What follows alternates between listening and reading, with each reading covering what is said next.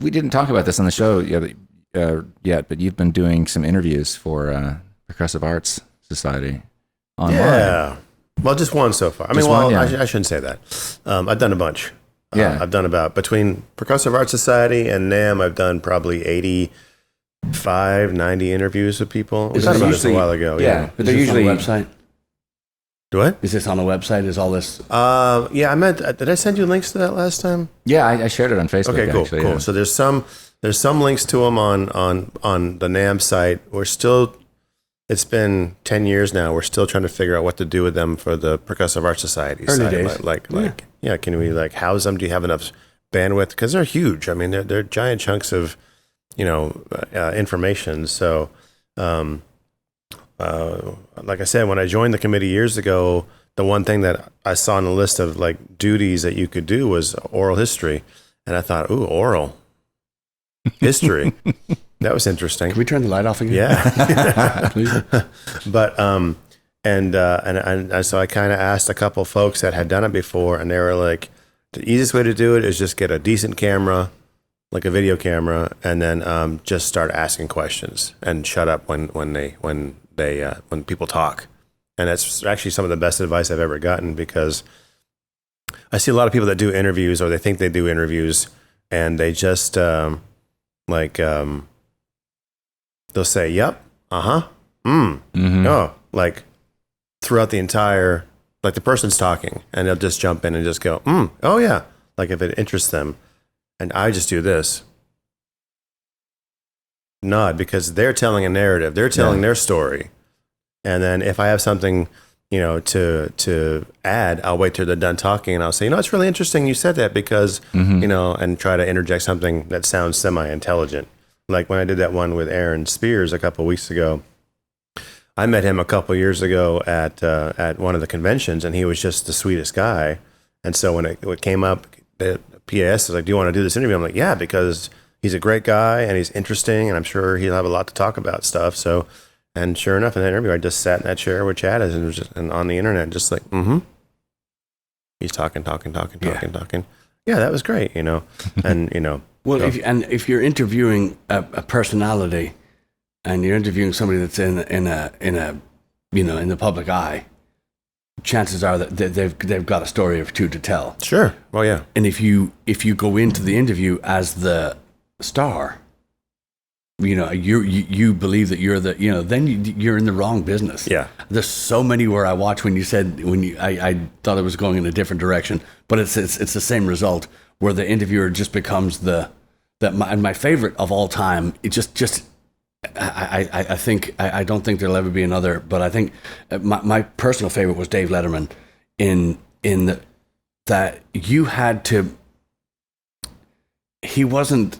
He although he was the biggest star ever on TV in my eyes, he never he let you, gave you all the rope to do with whatever you needed to do. But if you didn't bring it, if you didn't bring the thing, it was over. Yeah. I mean, you're gone. Yeah. It's the shepherd's hook. You just drag it. Get the hook. And you're done.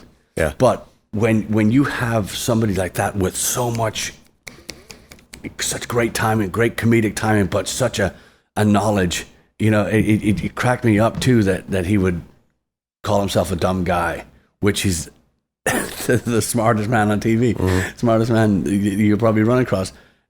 But when you have that's a different type of. But I mean, I know what you're saying too. When you're interviewing somebody, you're trying to extract the information and shed light on these topics that you're interested in as well, and it's also going to benefit the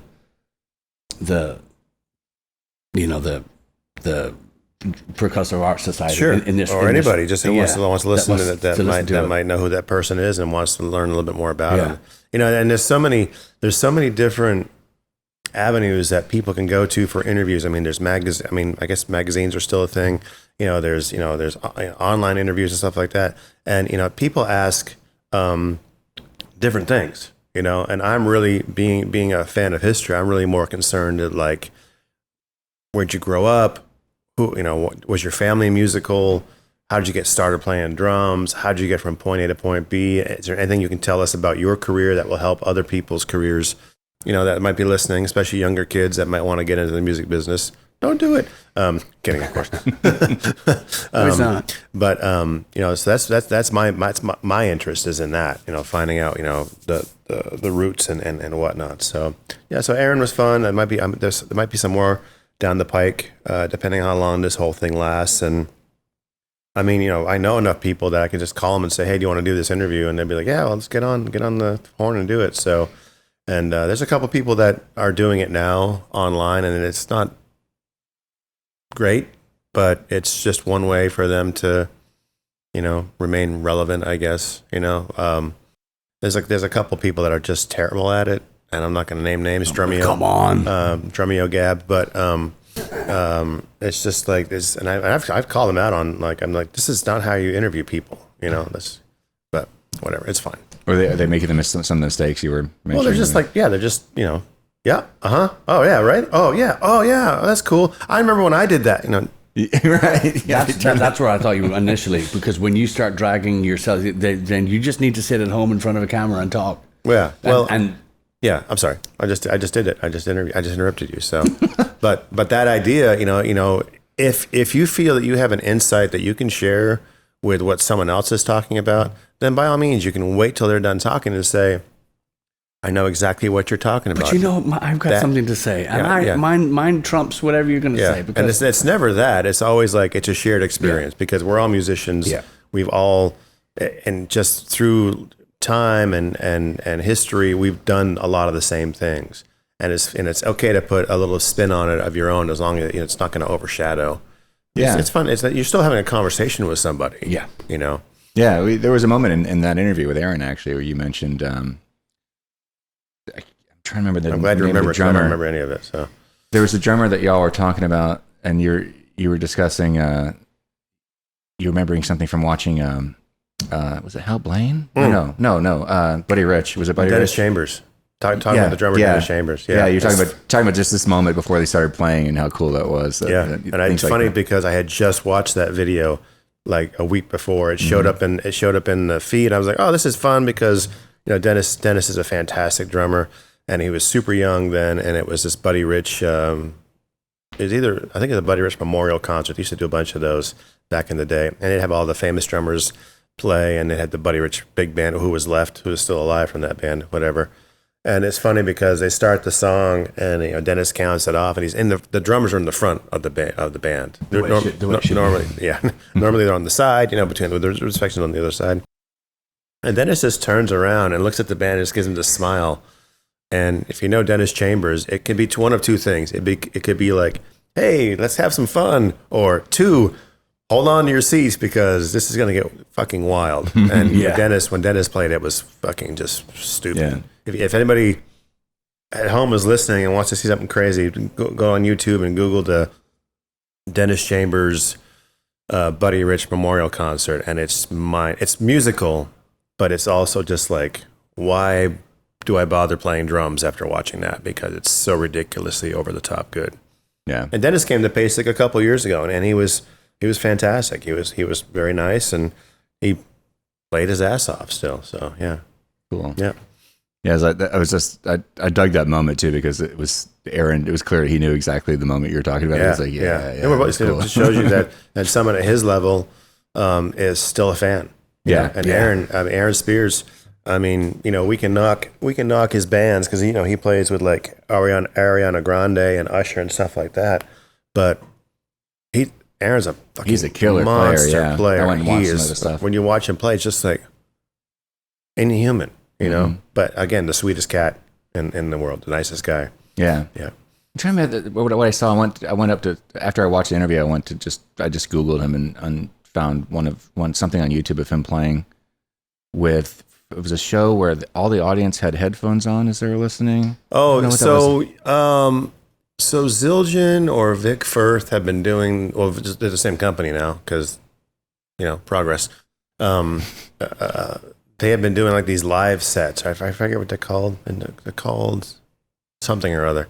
And a lot of folks, they go in it and they wear headphones so they hear like the perfect mix. They're not hearing the room. They're hearing like the mix through the microphones, which I'm just like, I like to hear the air move. I like to feel the air move in my ears and stuff like that. So But yeah, he destroyed that set. I mean, it's great in a good way. Yeah. Interesting. Yeah. I thought that was I'd never seen that before. I was like, what is that about? What is that about? Yep. Well, you're wearing headphones, so. Yeah. Well, I kind of have to. He wants to hear the perfect mix, not the room noise. Yes. Well, that's just to make sure the signals are still. No, we're just here. I'm watching it. Yeah, but doing an interview thing, it's just something that I got into, and I really, really enjoyed it. And then it was kind of fun for me, it was kind of a fun way to actually meet a lot of my heroes, to be like, oh my God, it's my favorite drummer. And people were super receptive. Like they'd invite me into their homes, or they'd take time out of their, schedule. Like, oh, I got an hour between sound check and this other thing I got to do, kind of a thing. Dave Lombardo was like that. He was in town for, what the fuck was it? Something in November. Slayer was playing some weird concert. It was like comedy, rap, and like everything else, some festival in Austin in November, early November. And Slayer was headlining one of the nights, but his band Film, one of Dave Lombardo's side projects, I think it was Film. Sounds familiar. Yeah. Was playing at Emo's, which had moved to the east side of town. And so let me tell you, Slayer, they're smart, because it's almost impossible to get in touch with anybody there. They make it so difficult to, like, some bands will say, management company, John Smith Management, click here, and you can go that way. Went to the Slayer website to get in touch with Dave. No, I can't remember how I got in touch with him. Like, I just kept on digging until finally I found somebody online that knew somebody. I said, hey, my name is Eric C. Hughes. I'm doing these interviews for the Percussive Arts Society. Would love the chance to talk to Dave. I see he's playing at Emo's. Maybe that would be a good place to talk. And then a couple of days later, somebody emailed me back and said, oh, hey, Eric, how's it going? Yeah, no problem. We can hook it up. Blah, blah, blah, blah, blah, blah. I told him exactly what I was doing, and this kind of thing. And then showed up at Emo's, and there was no place to do it because it was so loud inside. Even in the backstage, it's so friggin' loud, you couldn't do it. Yeah. So we ended up sitting out back in the courtyard, and it's just him and me, and in the dark. I had my little camera lights and stuff like that, and we just shot the shit about drums and stuff like that. So it was great to meet him, and he was super nice. And like John Bermuda Schwartz, who plays drums for Weird Al, they were in town for South by. And or something. I think maybe there's that same festival a couple of years later. And he said, yeah, come to my hotel room. So he was dressed. He was fully dressed. It was fine. And I walk in, I knock on the door, and he's like, oh, Eric, come on in. We come in, and he's like, listen to this thing. And he pushes play on his computer, and it's this, like, I could tell it's like an isolated drum track. He's like, what song is this? I'm like, I'm standing there with my camera and trying to set myself up. I'm like, man, it sounds like it's old. He's like, yeah, you're right. It's older. He's like, Tangled Up in Blue by Bob Dylan. He had isolated he has a thing where he would isolate all the drum tracks and put them on his website and say, guess what song this is? Oh, neat. Kind of thing. And then he's like, here's another one. And I'm just like, crazy. Setting up stuff like that. There is some interesting drums on that track. It's definitely not your regular pattern. I can't remember who plays on that record. And then he's like, what time is it? I go, it's 11. He's like, oh shit, I got to be at the airport at 11:30. I guess we better go. But, it's just, and just meeting people like Danny Gottlieb, who's a jazz drummer. His manager didn't want me to interview him. Lauren Vogel-Weiss, she's a former member of, I think she's a former president of the Percussive Arts Society, and she's just a pain in my ass. And she's from Texas, so that makes it even more difficult. But she was his manager for a minute, and she was like, don't sign that. We had a release form. Like, we want to interview you. We're going to use your image somewhere. She's like, don't sign that. And he was like, and we were all in his hotel room kind of bickering about it. I'm like, it's just for educational purposes. It's not for, we're not going to make money off this. We're not going to sell it. It's the Percussive Arts Society. You used to be president of this fucking company. You know how this thing works. No one gets paid for anything. Yeah. And she finally left the room. He's like, give me that fucking thing. I'll sign it. Yeah. He signed in. 2 hours. We talked 2 hours. Wow. I had to go. I got to change the tape. Hold on. I have a tape. We doing this, but and he was he's been a hero of mine, and he went to University of Miami. He played Eames drums like I was playing at the same time, so we had a lot of things that were in common.